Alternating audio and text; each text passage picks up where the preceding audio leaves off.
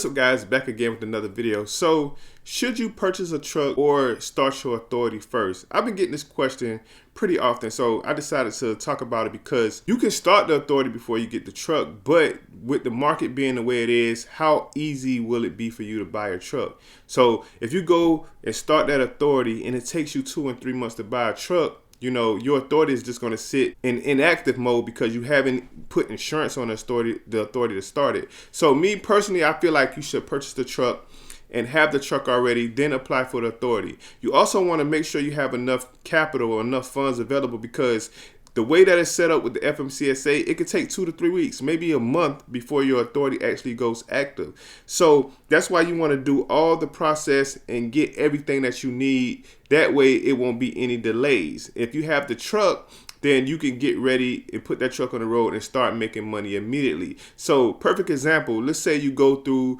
the process, right? You fill out the application, you do your BOC3, you do your UCR, right? And you contact insurance and you get insurance to attach that insurance to your authority, right? Your authority will go active after the whole process. Once that authority goes active and you don't have a truck, then you won't be able to start making money with that authority. You're going to have to maintain insurance on that authority in order for it to stay active.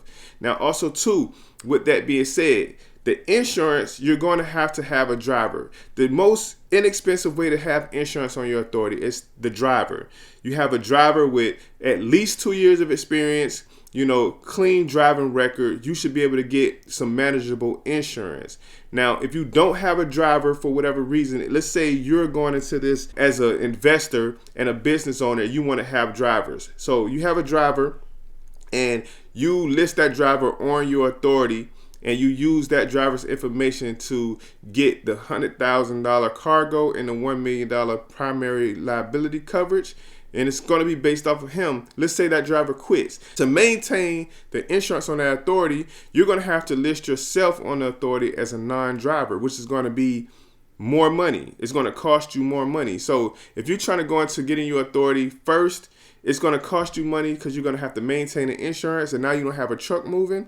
Or you're going to have a driver listed on that authority to maintain and keep it active. Now, so obviously with authority maintenance, you have to maintain that insurance coverage regardless. If that insurance coverage lapses on your authority, they're going to terminate the authority. So the safest way to do it, I feel like, is to have everything that you need before you apply for the authority. Have your business set up, LLC, or however you want to do it. You're going to have a tax ID number, right?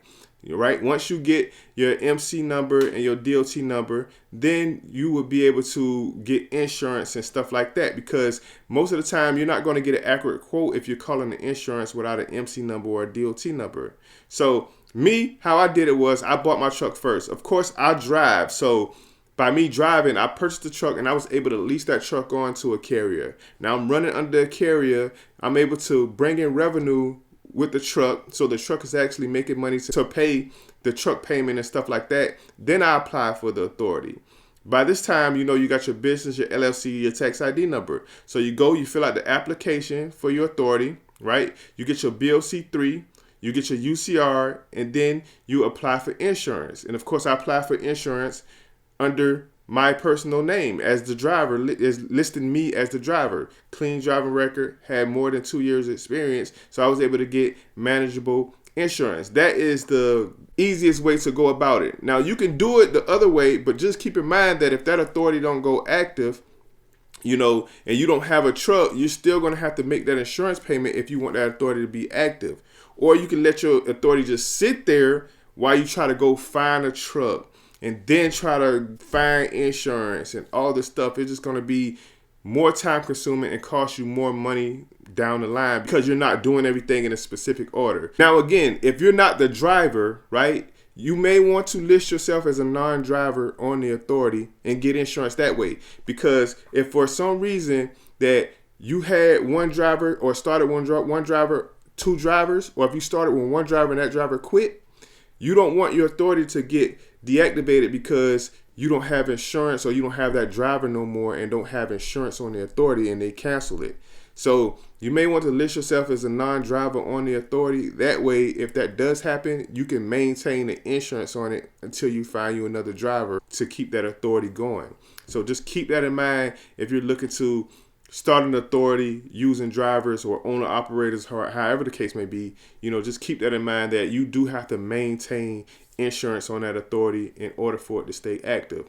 And again, those are the only things that you need to activate the authority. Apply for the authority, UCR, BOC3, and of course insurance. Whether you decide to purchase the truck first or start the application first with FMCSA, that's totally up to you. But I would recommend already having the truck, because when they ask you questions about the truck and stuff like that, even when it comes to calling the insurance, if you already have the truck, when they ask you questions on the application for the FMCSA, you don't want to have to bypass those questions by saying or listing just an idea of a type of truck that you're getting. You can be able to list the exact truck that you're going to be insuring.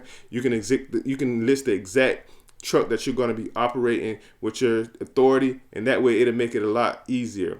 And also too, if you already have the truck, you can start working immediately once that authority goes active. So I do recommend having the truck before you start the process of applying for your authority, right? So hope the video was helpful.